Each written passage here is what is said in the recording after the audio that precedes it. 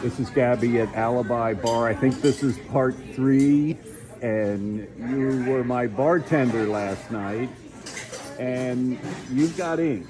And so here's one on your leg, okay? So tell me about it. So I got this. This is actually my most recent tattoo. I got it when I was in Maine, and I had left on kind of a find yourself trip. I was born and raised in Melbourne Beach in Florida, so I needed a little bit of a switch up. Wanted something else to do. I went hiking for pretty much just hiked for 3 months around Maine and New Hampshire, and just spent a lot of time camping in the woods and stuff like that.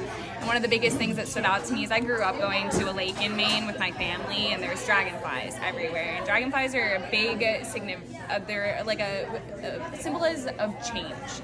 So when I think of dragonflies and when I see them, I went through a big change when I was up there, 3 months just kind of with myself. I didn't know anyone really up there.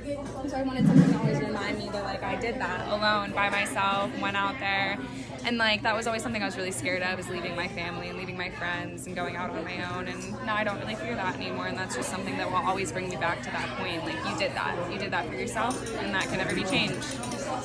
So I'm hearing a theme. I'm going to find out who I am. Yeah.